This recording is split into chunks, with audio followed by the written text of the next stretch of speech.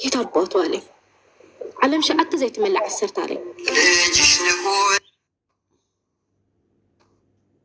ስለዚህ ሱዳን ሄዶ ተወልዶ ያደጉት ልጆች ደግሞ እንደዚህ ናቸው። ይቅርታ እዛ ነው ተወልጄ ያደጉት። የሚደውሉት በእናትሽ አትደውሉ በያቸው ወይ ዝጊው ስልኩ። በዚህ በራሱ ላይፍ ገብተሽ በምታወሪበት ስልክ ነው የሚደውሉት ወይስ ሌላ ሁለተኛ ስልክ አለ? በዚህ ላይፍ በምገባበት ይህ በጠበጡን እኮ 10 እየደወሉ ከዛ ሀቡዬ ሳይለንት አድርገው ከዛ በኋላ ስራዬን እኮ አጥቻለሁ አባቴ እንዴት ነው ማሳድገው? በቃ ላስወርደው መሰል አባቴ ተመልሼ ሄጄ በቃ በኒው አፕላይ አድርጌ በሌላ ሊሄድ በቃ ልጅ ካረገዝኩ ሜዲካል ይወጣል። በቃ እኔ ለእናንተ መጽዋት እንድትረበሽም አልፈልጉም፣ እንድትስቃየም አልፈልጉም። በቃ እኔ መጽዋት እከፍላለሁ አልኩት። ከዛ በኋላ እንደዛ አይሆንም፣ መፍትሄ አለ፣ እግዚአብሔር ያዘጋጀው ነገር አለልሽ አለኝ። ብትባረሪም በቃ ጦስሽን አለኝ እና እንደዛ አጽናኑኝ። ከዛም እያመመኝ ሲመጣ ሀብዬ እኔ ስለ ስራ ነው የማስበው። ያው እንዳልኩሽ ጭንቀት አለብኝ፣ ጭንቀት ሲያደርግ ስትረስ አለብኝ እና እያመመኝ መጣ። በቃ በቁርጠት ማለት ነው፣ ልክ እንደ ፈሳሽ ነገር ፔሬድ ይመጣኛል እና ጠብጠብ ነው የሚለው። ከዛ ማዬ እንደዚህ እያደረገኝ ነው ፈርቻለሁ፣ ልጆ ወርዶ ይሆነ አይ እንደዛ ነው የሚያደርገው መጀመሪያ ሲሆን እንደዛ ነው የሚያደርገው ትለኛለች ማዬ፣ ታበረታታኛለች ማለት ነው። እኔ ደግሞ በቃ ወይ ልጁም አውርጄ ስራ እንደ አዲስ በኒው እንትን ሊሄድ አፕላይ አድርጌ ወይ ደግሞ የሆነ ነገር እንትን ከፍቼ እንትን ማድረግ አለብኝ አልኩኝ። በቃ ከሁለት አንድ መረጥኩኝ። ሀቡዬ ፈስት ፉድ ፈስት ማስወረጃ ገዛሁት። ከዛ ወንድሜ ጋር ነው የሄድኩት። ከዛ እኔ አንድ ነኝ ያልኩት፣ ልጄ ደግሞ ገና አልተወለደም። እናንተ ግን 4 ናችሁ። አንተም አለ እህቴም አለች እናቴም አባቴም አሉ። ያኔ 4 ህይወት ነው ማመስቃቀ አስርባቸዋለሁ። እኔ ጸጸቱን ልወጣው፣ እኔ ለእናንተ ነው የምኖረው። እናንተ ምን ትሰራላችሁ? ስለዚህ ቀስ ብሎ እግዚአብሔር ሌላ ይተካኛል። እናንተ ከምትቸገሩ አንተ ምትድራ ይደከም ማጣት ጸጸት ከሚሆንብኝ እኔ ማዋሳስ ወርጄ መሄድ አለብኝ አልኩት። አለቀሰና እኔ ከጎንሽ ነኝ አለኝና ብቻ ወሰደኝ። ቦታው ስለማላውቀው ጎንደር ይህ ቦታ ወሰደኝ አልኩትና አስመጣሁኝ መድኃኒቱ። ከዛ በቃ እሱ እንደገዛት አያውቅም ነበር። ከዛ ደወልኩለት ለፍቅረኛዬ፣ እኔ በእናትህ ከዚህ ነገር አታስገባኝ እባክህ፣ ከጎንሽ ነኝ በለኝ፣ ታስፈልገኛለህ፣ ጭንቀት ላይ ነኝ። በቃ ወይ ከቤተሰቦች ጋር ወይ ከልጁ ጋር ወይ አካውንት መለየቱ ጋር በጣም አመመኝ። በቃ እባክህ ከጎኔ ይሆን አልኩት። አይ ካልሆን እንድት ካልነሹ አይቻልም ምናምን አለኝ። አይቻልም አልኩት። በቃ ይሄ መጨረሻ ውሳኔ ነው። አዎ በቃ አብሽር ቻው፣ ሶሪ በእናትሽ እንትን በይሆና እንደ አዲስ እንጀምር፣ አስወርጁና እንደ አዲስ እንጀምር፣ ከጎንሽ ሆናለሁ። ከዛ የአባቴን የመከረኝ ነገር መከርኩት። አይሆንም ብዬ ከዛ መድኃኒቱን ጣልኩት። ሀብዬ ዚባላ አደረግኩት። ዚባላ ቤቱ ላይ ዚባላ አረግኩት እንጂ ፈትቼ ምናምን አላረግኩትም። ከዛ የአመቱ የሜቤት ነበረች እና ቅዱስ ራኤል በ21 ነበረ በ21 ነበረና አመመኝ በጣም አመመኝና አይ ሆስፒታል ቼክ ማድረግ አለብኝ አልኩኝ። ሀቡዬ በጣም አመመኝ፣ ብቻዬን ነው የሄድኩት። ከዛ ሂጄ ደም ምርመራ ያደረግኩኝ። ስብሓንላህ ወር ጨርሼ 2ኛ ወር ሲያለ ያስኩኝ ወጣ። ነስጥር ነሽ አለኝ እና ደስ አለኝ። ወረቀቱም አለ አነሳሁትና ለልጁ ላኩለት፣ ልቡ እንዲሰማው ብዬ ለልጁ ላኩለት። ወላ ሺ ቤትን ማይህዝ ወላ ሪሕ ማይህዘው ምንም አልሆነም ሀቡዬ። ከዛ በኋላ ሄድኩኝና እኔ እንደዚህ ደም ይፈሰኛል ትንሽ እና ፈርቻለሁ እና አልትራሳውንድ ወይ የሆነ ነገር በቃ እንትን በለኝ ብዬ ዶክተሩን ወደ ሌላ ቦታ የግል ወይ ደግሞ ወደ ትልቅ እንትን ሆስፒታል ትራንስፈር አድርገኝ አልኩት። በቃ መታየት አለብኝ እሺ አለኝና ወደ ትልቅ ሆስፒታል ትራንስፈር አደረገ። ከዛ ሄድኩኝ። እነዛ ሆስፒታል በጣም ብዙ ወረፋ አለ። ከዛ ፕሊስ እኔ አስቀድመኝ፣ በጣም እያመመኝ ነው፣ ልጄ ላጣው አልፈልግም፣ ቁርጠት አለኝ፣ እባክህን አስቸኳይ አስገባኝ። ከዛ ኢነርጂ አስገቡኝ። እያመመሽ ነው የፈስሽ? አዎ እየፈሰኛል አልኩት። ከዛ ለካ ኖርማል ደም ነበር እዚህ ጋር ያዥ ሀቡዬ። ከዛ ሄድኩኝና ዶክተሯን ቼክ አስደረገችኝ። አልትራሳውንድ ጽንስሽ ወርዷል አለችኝ።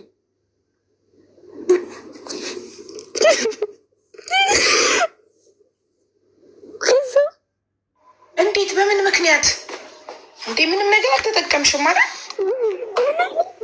ከዛ መስዋዕት ላይ ያረኩት እሱ ነው አልኩኝ። እፈልገው ነበር የመጀመሪያ ስለሆን በጣም በቃ ተሰማኝ ሀቡዬ በጣም። ከዛ አይ ውሸትሽ ነው አልኳት። እንዴት እየጓጓውለት በቃ ይመጣ ደስ ብሎኝ በቃ እንዴት ይወርዳል አልኩኝ። ዶክተር በእናትሽ ቼክ አድርጊኝ አልኳት። የምር ምንም ነገር የለም አለችኝ። ወርዷል በቃ ያን ሰዓት ደም ስታይ ወርዷል ያንታይ ማለችኝ። አይ አልወረደም በቃ እሱ ወርድ አልወረድም ላታል በቃ ጭንቀትም ስትረስም ስላለኝ ሀቡዬ እንዴት እንደሆነ እንኳን ልነግርሽ አልችልም። ጮህኩኝ እዛ ጋር ማለት ነው። በቃ አስፋልቱ ላይ ሊገባ ነበር። ባለባጃጁ ያቀኛል፣ እሱ ያዘኝ። ከዛ በቃ ወይ ልጄ እያልኩኝ አለቀስኩኝ ማለት ነው። በቃ መጽዋት ልከፍልልህ እያልኩኝ እንደዚህ ብቻ በቀላሉ ትሄዳለህ አልኩት እና ውስጥ የተረበሸ። ከዛ ደወልኩት ለሱና ተራገምኩት። ቅዱስ ሚካኤል አባቴ ይህችን ይስጥህ አልኩት። እኔ የቀመስኳት ጽዋ ለአንተ ሚስጥህ። ከዛ በፊት ምን ብሎኝ ነበር ሀቡዬ? ልጁ ቢወለድስ አካል ጎዶሎ ቢሆንስ ብሎኝ ነበር። ጤነኛ ልጅ ባትወልጂስ አለኝ። እንደዛ እያለ አይሞሬን ይነካኛል ሀቡዬ። ከዛ አለቀስኩ። ወደ ቤት ሄድኩት። ማንም አልነበረም ቤት። ከዛ ደወልኩለትና መንገድ የስራህን ይስጥህ አልኩት። እየው የልብህን የደረሰልህ አልኩት። ግን አልኩት እኔ የቀመስኳት ጽዋ አንተን ያቅምስህ አልኩት።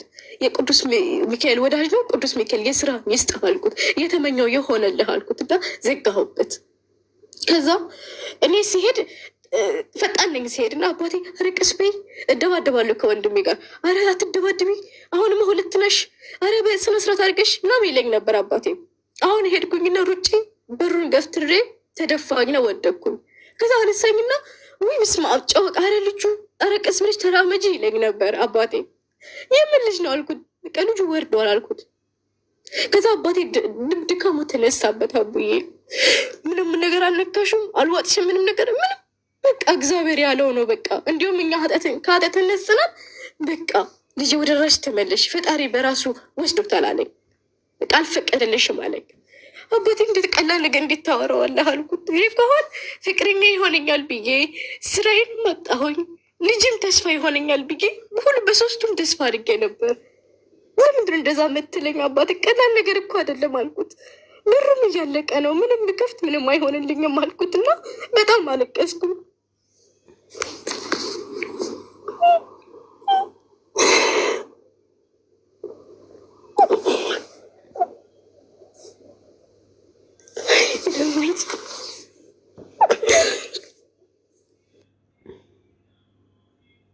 ፈጣሪ እሱ ያለው ብቻ ነው የሚሆነው። ሰጪም ነሽም እሱ ነው። አዎ በዛ በቃ አባቴ ይሄ ቫኬሽን ጥሩ ጊዜ አሳልፋለሁ ብዬ ሀዘን ብቻ ልውሰድ አልኩ። ሀዘን በቃ በሀዘን የተሞላ 2 ዓመት ይቅርብኝ ያልኩት ነገር በቃ እንደዚህ በቃ ከንቱ ሆነ አልኩት። በቃ ብር እኮ እያለቀ ነው አባዬ ተረዳኝ አልኩት። ከዛ በቃ እማዬም ሰማች፣ አለቀሰች። ከዛ የቅዱስ ዑራኤል ቀን ነበር ያን ጊዜ ቤተክርስቲያን ሄድኩ። ይሄ ነው በቃ ይሄ ነው የኔ ውለታው ምናምን ብዬ በቃ የልቤን እንትን አልኩኝ። ከዛ ያችን መድኃኒት የገዛዋት ለእንትን ለማለት ዋጥኩት አብዬ ራሴን እንትን ለማለት ማለት ነው። ዋጥኩት ነው በቃ ይውረድ ምን ያደርገኛል በሞትም ልሞት ብዬ ያችን የእርግዝና ማስወረጃ 4 ነው እሱን ዋጥኩትና በቃ ወረደ ማለት ነው። ከዛ ታመምኩኝ፣ ሆስፒታል ገባሁኝ አልኩኝ። ከዛ በቃ ዛሬ በቃ ተነሽ በቃ ህልምሽ ላይ ንቂ ብዬ እንደ አዲስ አፕ ላይ እንዳደርግ ወደ አዲስ አበባ መሄድ አለብኝ አልኩኝ። ከልጁ ጋር ያለኝ ነገር ደግሞ አበቃ ማለት ነው። ከዛ አላወራሁትም። ከዛ በቃ ይህንም ካጣሁት ምንም ማጣው ነገር የለም፣ ምንም ተስፋ ማድረግለት የለም ከቤተሰቦቼ ውጭ። ለእነሱ መኖር አለብኝ በቃ የምን መንዘራዘን ነው ብዬ ወደ ራሴ ተመለስኩኝና ወደ አዲስ አበባ ሄድኩኝና እዚህ ማውቃቸው ሰዎች በፍሪ ቪዛ እንዲያሰሩልኝ አናገርኳቸው። ፍሪ ቪዛ እንዳሰራ ካምፓኒ ማውቃቸው ሰዎች አሉ፣ አሰሩልኝ አሉልኝ። በፍሪ ቪዛ ላሰራ ወደ አዲስ አበባ ሄድኩኝ። ሀቡዬ በቃ አለቀ መነሳት አለብኝ ምናምን ብዬ ሄድኩኝ ወደ አዲስ አበባ። ሀቡዬ ከሄድኩኝ በኋላ ሁሉ ነገር ጨረስኩት። ምን አደረኩኝ? እንትን ፍሪ ቪዛ አሰራሁኝ። በምን አመጣጥ? በዚያራ አመጣጥ። በዚያራ አድርጌ እዚህ ብር ነበረኝ፣ እዚህ ኳታር ብር ነበረኝ። ሳይዝኩት በፊት በጓደኛዬ ትራንስፈር አደረኩት። ከዛ እሱ አስገባችለት። ቀሪውን ብር ደግሞ በኢትዮጵያ ከፈልኩኝ። በቃ ፕሮጀክት የሆነ ቢዝነስ ከምከፍት ወጥቼ እንደገና ብተካ ይሻለኛል። ምክንያቱም ቢዝነሱ ቢከስርብኝ ብዬ ያችን ብር ለማትጠቀምኩኝ በፍሪ ቪዛ አሰራሁት ሀቡዬ። ከዛ በ20 ሄድኩኝና 20 ደግሞ 1 ወር ነው። ከዛ በቃ ቤተሰቦች ተሰናበድኳቸው አልኳቸው። እሱ ሀቡዬ ደህና ነሽ? እንደዚህ ነሽ? ልጁ ወርዶ እንደዚህ ነሽ? ማፊ እያንዳንዱ ሰው ሀቡዬ ሲኖርሽ ብቻ ነው የሚወድሽ። በቃ እሱ ስራ ካጣው በኋላ ነው ምን ታደርጋለች። ከዛ አዲስ አበባ ያለው ጊዜ አንተ ጨካኝ ነህ አልኩት። ቢያንስ እንዴት ወርሽ አትለኝም አልኩት፣ ከመሄድ በፊት ማለት ነው። አንቺ ታውቂያለሽ እኔም ወድዒ ያኒ ህይወት ኑሮ እንዴት ነው ታውቂያለሽ። አንቺም ስራም የለሽም፣ ቤተሰብ አስተዳዳሪ ነሽ። እንዴት ብዬ ነው ሽምግልና እንትን ምነው እንዴት ታዲያ ለምን ተስፋ ሰጠኸኝ? አሁን እንዴ ቤተሰብ እንዳለኝ ያወቅከው? የጠፋ ሰው ፍቅር ብቻ። እንዴት ነሽ? ጠፍተሻል፣ በጣም ጠፍተሻል ማሬ። ማጽዳት ነው ውስጥሽን? አዎ ለማጽዳትም እኔም ራሴን ለማጥፋትም ዳብል ወሰድኩኝ። ራሴን በቃ አስጠላኝ ህይወቴ ማለት ነው። እንደዛ ነበር። ከዛ በኋላ ሳይድ ኢፌክት አመጣ። በየወሩ በ2 ወሩ 3 ወሩ ደም መፍሰስ፣ በቃ ነዚፍ ማምጣት መጣ። እሱ ጋር የደወልሽው ስላልደወለ ስላልጠየቀሽ እንዴት ሆንሽ ከወረደ በኋላስ ደህና ነሽ ወይ ምናምን ስላላለሽ? አዎ እንዴት ነሽ አትለኝም። ምን ላይ ነሽ ምን ሆንሽ ምናምን አትለኝም።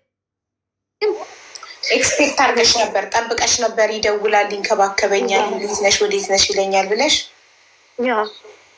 ከዛ ምን አለኝ፣ አንቺ ስራ አጣሽ እኮ እንዴት ብዬ ነው ቤተሰቦች እነዚህ ሽምግልና ማመጣው? ሌላው ደግሞ ቤተሰቦች እኮ አለው ኃላፊነት እኮ አለሽ። አንቺ ወደቅሽ ማለት በአሽሙር መናገር ጀመረ።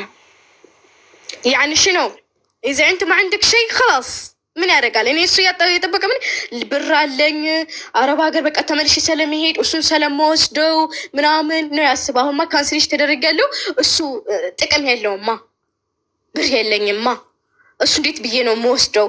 እሱ እንዴት ብዬ ነው ድጋሜ አስተሳሰባየሽ ሀቡዬ። አዲ አፍታ ፈቅረዋለሽ ላላችሁ ሰዎች በደንብ አድርጌ ነው የማፈቅረው ነበር። ግን ደግሞ እማዬ ምን ትለኛለች? ሰው ይበድልሽ እንጂ አትበድይ ትለኛለች። እና በእኔ በኩል የሚጠበቅብኝ ነገር በሙሉ አድርጌያለሁ። ግን ወንድ ማለት ነው የተማርኩበት ነገር ቢኖር ይሄ ነው። በቃ ሲኖርሽ እና ሀይ ያለ ኑሮ ስትኖር ብቻ ነው እንጂ ከዛ ውጭ ማርያምን ዞር ብሎም አያይሽም። ይሄ ነው የተማርኩት። በቃ እኔ ሲኖርሽ ብቻ ነው የምትወደጅ የምትከበር ከቤተሰቦችሽ ውጭ ማለት ነው። ከዛ በኋላ እኔን መቅረብ ጀመረ። እኔም አይሆንም አልኩኝ። በቃ እህቶቹ መደዋወል ምናምን ጀመሩ። እኔም ራኳቸው፣ ሁሉንም ራኩኝ። ቤተሰቦቹም ምንን ማስማማት ሽምግልና ምናምን ነበረ። አልፈልግም አልኩኝ። ከዛ በኋላ እሱም በቃ እኔ አትሆነኝም እኔም አልሆነህም፣ የተሻለች ሴት መድኃኒዓለም አባቴ መንገድ ጨርቅ ያድርግልህ፣ በቃ ቴንኪዩ ላሳለፍኩት ነገር ብዬ ዘጋሁት ማለት ነው። ከዛ በኋላ ሀቡዬ 20 መጣ። የዚያራ ቀን ቲኬት ተቆረጠ። እዚህ ጋር ለው እዩ ይህ ፈተና መቼም ኤርፖርት በቃ ሁሉ ነገር ከጎንደር 1 ቀን አድሬ አዲስ አበባ በማግስቱ ነበር የኔ ፍላይት። በ20 ዚያራ እጅ ሀቡዬ ኤርፖርት ፓስፖርት ሻምጪ ይሉኛል። ፓስፖርት የለም ኤርፖርት ላይ።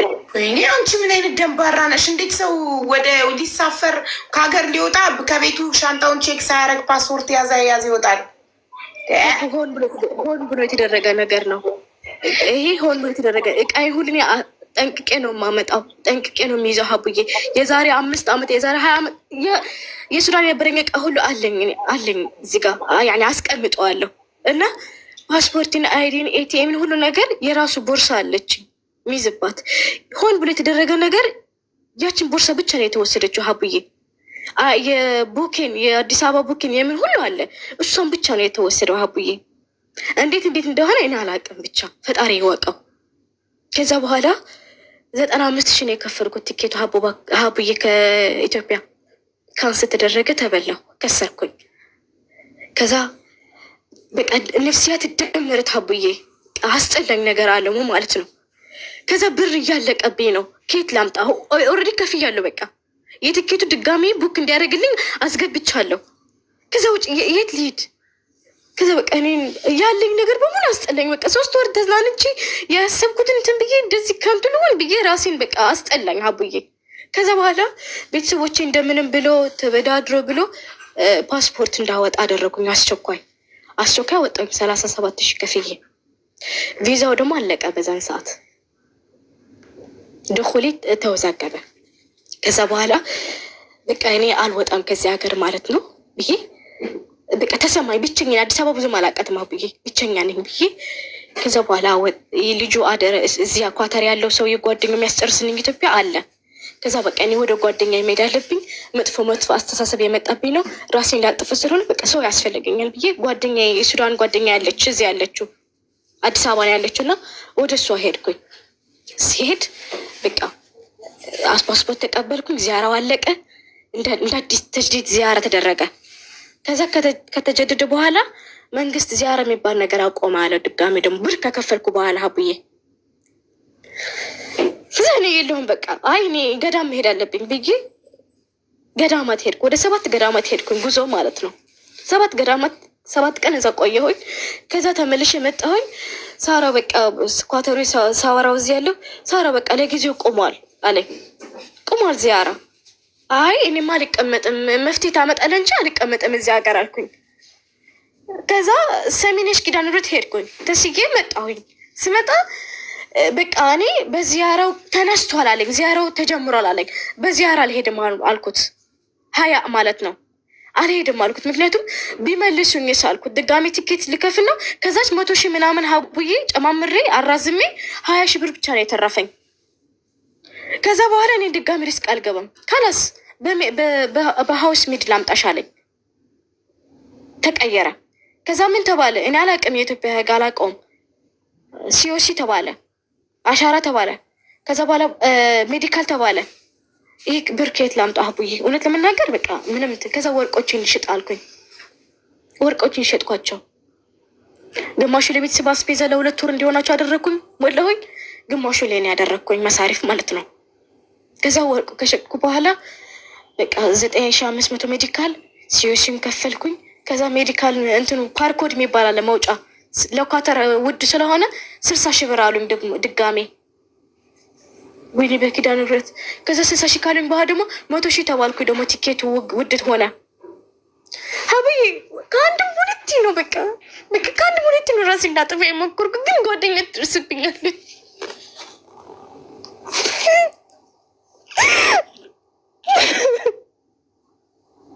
ከዛ ያሉ ሁሉ 6 ወር ልጄን እያስታወስኩኝ አሁን እኮ 6 ወር ደግሞ እኮ ሞሬ ደህና አይደለሁም አቡዬ።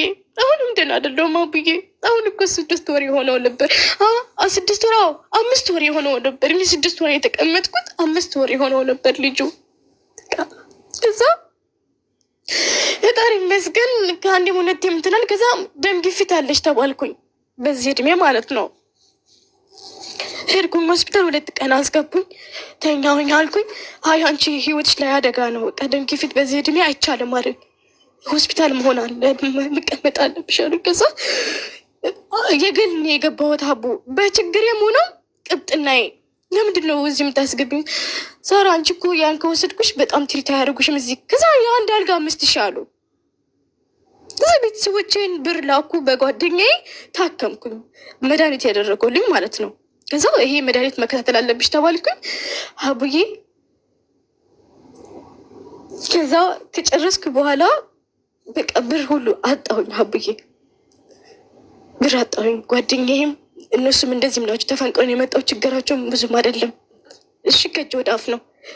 እየተራብን መጣን ሀቡዬ። እየራበኝ መጣ። ቤተሰቦችም ተራቡ።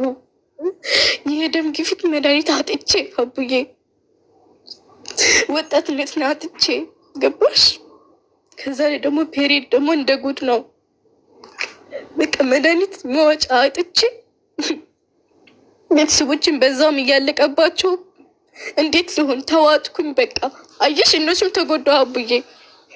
በየ2 ወሩ ምናምን 100 ኪሎ ኩንታን የማስገባላችሁ 1 ቀን በልቶ ማይበሉበት ቀንም አለ። ለአባቴ መድኃኒት እንዴት ላድርግ? በቃ ታመምኩኝ ሀቡዬ። ደም ግፊት እንዴት ይተወኝ? ከዛ በቃ ተቸገርኩኝ። በቃ እመቤቴን በጣም ለማን ልጠይቅ ሀቡዬ? ማን አለኝ? ብቻዬን በቃ ስደት ምንም ነገር የለኝም ሀቡዬ። በቃ ንብረቴን በአንድ ነው ያጣሁት። ያንም ስቃይ ሀቡዬ። ከዛ ዲስካውንት ተደረገና ጓደኛዬ ፊቷ ተቀየረብኝ። ቻል ቻል ማድረግ አለባት በቃ ተጨቅተሽ እስከምትኖሪ ድረስ ከጓደኛዋ ጋር ማሳለፍ ጀመረች፣ መውጣት ጀመረች። አትነገረኝም። ከዛ ፊቷ በቃ አዞረችብኝ።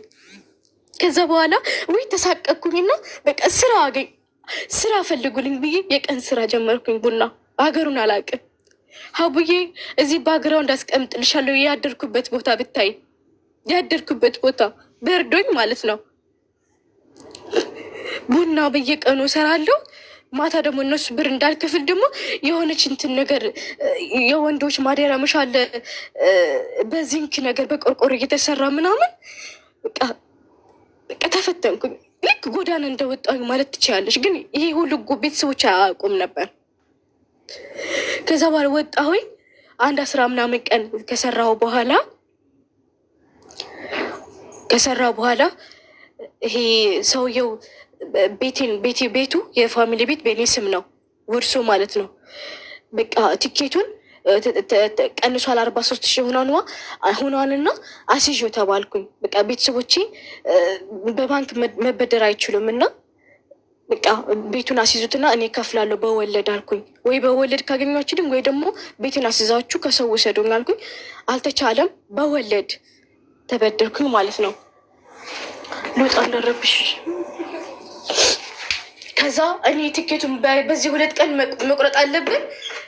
ቲኬት አግኝተናል። ከ100,000 ወደ 43,000 ሆኗል። የኳተር ኤርላይንስ ሰው ይሄ ክፈይና ትሄጃለሽ አሉኝ። እዛ እየሰራሁም ማለት ነው።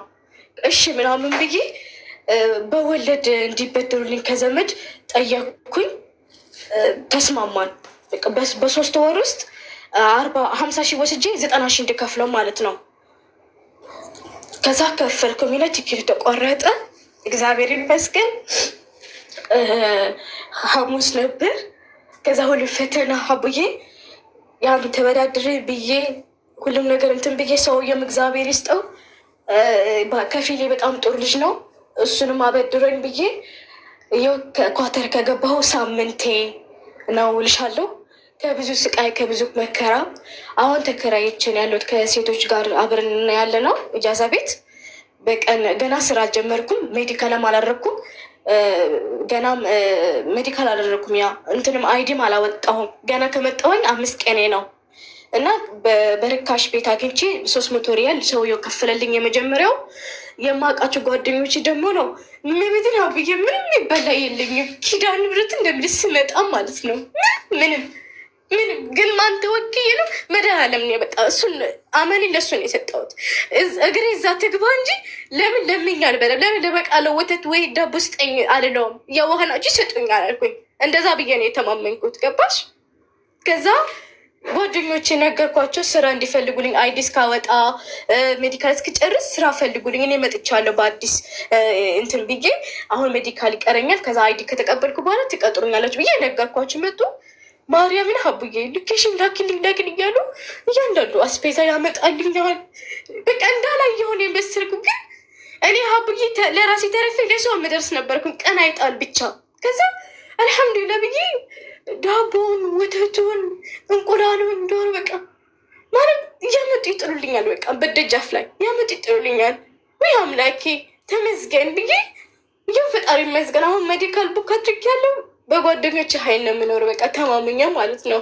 እዚህ ያሉ አረቦች፣ ሱዳኖች ጓደኞቼ እና እዚህም ሀበሻ ያለሁባቸው ሴቶች ደግሞ አልበላ መሳቀቃሉ። እነሱ ሼር አድርገው ነው ሳሪ ተይ ከኛ ጋር ትበያለሽ፣ ባለን እንበላለን እንኖራለን ብለው እበላለሁ ከነሱ ጋር። ትናንትናም ያመጡልኝ አስፔዛም አሉ እና ልልሽ የፈለግኩት ሀቡዬ በቃ አንቺ ምከሪኝ እና እንደ አዲስ በቃ እንትን በይኝ የምለው ይረዳሉ። በቃ ሲኖርሽ እና በሰው አለመተማመን እና በፈጣሪሽ ማመን ብቻ ነው በቃ እና ሁሉም ያልፋል ማለት ነው። አሁንም ገና በሁለት እግሮች አልቆምኩም፣ ግን እግዚአብሔር ያውቃል ብዬ ነው እና ብዬ ከዚህ ይቅርታ ታሪክን አልረዘምኩባችሁ፣ ግን በጣም የሚያም እስካሁን ከዛ ልንገርሽ ብዬ በጣም ያመመኝ ነገር የፍላይቴ ቀን የዋዜማው ቀን ልሳፈር ሮብ ሌሊት ማውቃቸው ዶክተሮች አሉ ቲክቶክ ላይ ማለት ነው።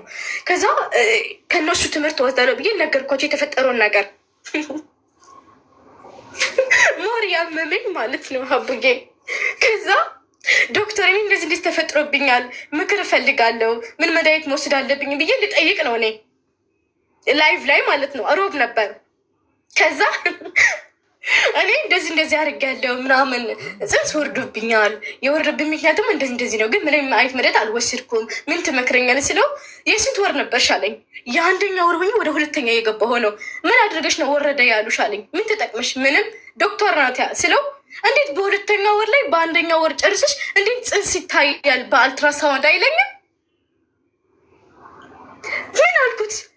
አይታይም አለኝ። ይሸፈናል አለኝ። ገና ጽንስ ነው ጋለኝ። እንዴት ነው አልትራሳውንድ የሚታየው? እንዴት ነው ወረደ የምትልሽ አለኝ። እችማ መከሰስ አለባት አለኝ። ዶክተር ያማቸዋል ያልኩት ያኔ ልጅ ያኔ 2 ወር ገና መግባቱ አይታይም አለኝ። እኛ እንደ ተማርነው በትምህርታችን አይታይም አለኝ። ምክንያቱም ገና ሁለተኛ ልጅ ነው ገና ምክንያቱም ሶስት ወር ቢያንስ 4 ወር ገብቶ የሚታየው እንጂ አይታይም። ውጭ ነው የሚሆነው። ገና እየተጸነስ ገና ነው አለኝ። በቃ እኔ ከዛ ቀን ራሴን አላውቅም አቡዬ። ያኔ ልጄ አልወረደም ነበር። አንድ በእነሱ ስህተት ነበር ሀቡዬ፣ በሕክምና ስህተት ብቻ በአንድ ልጅ ስህተት። ዶክተሩ አሳስታኝ ነው መድኃኒቱን ወስጄ ልጆች ሊጫወቱ እየወጡ ነበር። ዶክተሩ አሳስታኝ ነው በቃ ወርዷል ብዬ ራሴን ለማጥፋት መድኃኒቱን የወሰድኩት። የዛኔ ነው የወረደው። ራሴን ለማጥፋት በሞከርኩት መድኃኒት ነው ልጅ የወረደው ብለሽ ነው የምታስቢው? አዎ በቃ ሀቡዬ እዚህ መክረኝ የምፈልገው ሊወጣልኝ አልቻለም። ግን እኔ አሁን ሊሰማኝ በቃ ለምን ለኔ ሆስፒታል አልሄድኩም? እሷ ለምን ወርዶ ትለኛለች? እሷ ጎበዝ ዶክተር አይደለች? ታውቃለች አይደለ? አይታይም፣ ትንሽ ቆይተሽ ነይ፣ ይሄ ወር ጨርሰሽ ወይ 3ኛ 4ኛ ወር ጨርሰሽ ነይ፣ ይሄን ምርመራ አድርጊ ማለት ነው ያለባት እንጂ ወርዷ ማት የለባትም ነው በቃ። አሁን ከአንድም 2ም 3 ዶክተር ሳማክር የት ነው ያለችው? ስንናረ ጎንደር ናት። እኔም ሀቡዬ ፍላይቴ በማግስቱ ስለሆነ እንጂ አቅም ቢኖረኝ ምን ቢኖረኝ አስጠይቃት ነበር። ግን አቅም የለኝም። በቃ ዋጥ አርጊያት ነው። የኔ ይታያል የምትሉ የሚታያለ የማይታያለ የኔ አይታይም። ከዛ በቃ ራሴን በቃ አሳምኜ እኔ አላደረግኩትም፣ እኔ አልገደልኩትም፣ እኔ በቃ እንትን ብዬ በማግስቱ ፍላይቴ ነበረ እንደ አዲስ ህይወት እጀምራለሁ ብዬ በቃ አረሳውም ሀቡዬ። ነገር ያጋጠመኝ ነገር የሚረሳም አይደለም እና ብቻ እግዚአብሔር ይመስገን። ሴቶችዬ በእውነት ከኔ ተማሩ ነው የምለው በቃ።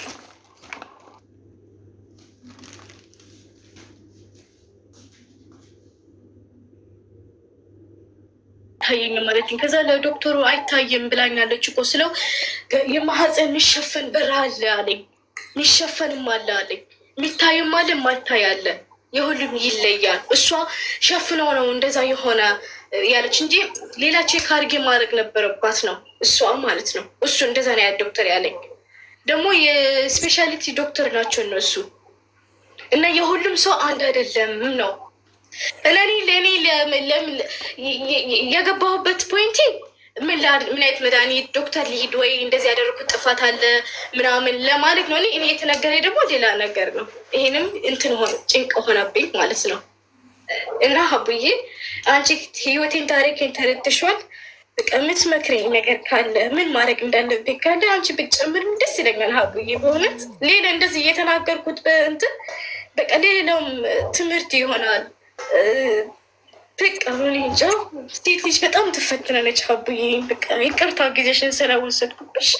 አሁን ደግሞ የምትይኝ ነገር በሙሉ ለመስማት እኔ ዝግጁ ነኝ ሀቡዬ።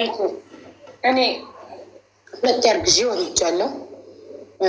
እኔ የማውቀው ዶክተር አይደለሁም፣ እውቀቱ የለኝም። ግን ከዶክተሮች የሰማሁት ከ3 ሳምንት በኋላ አልትራሳውንድ መታየት እንደሚችል ነው የሰማሁት።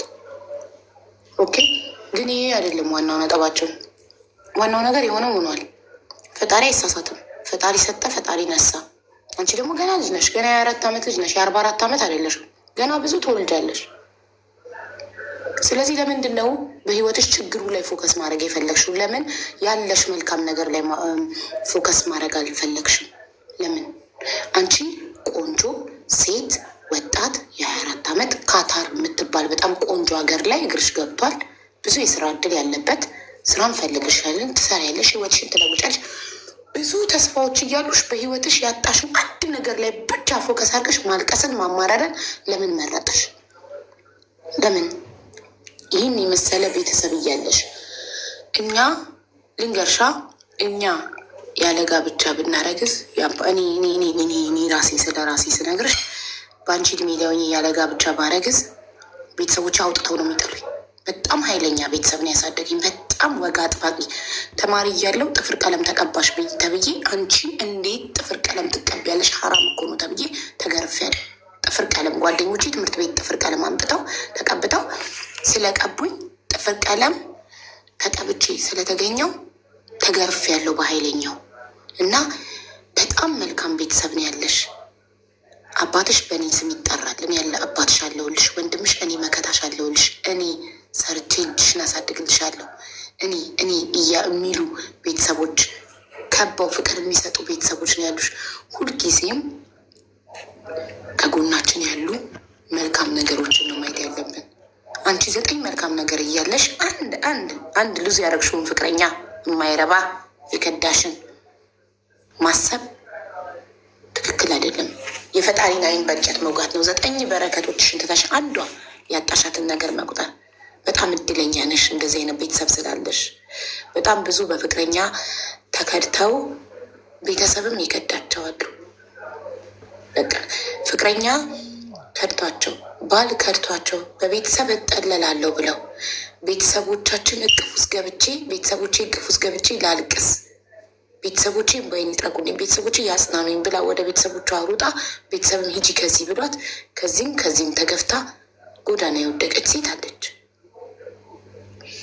አንቺ ግን እጅግ በጣም እድለኛ ነሽ። እዛ ጋ እሱ ሲክድሽ ቤተሰብ በእቅፍ ተቀብሎሽ እኛ አለንልሽ አሉሽ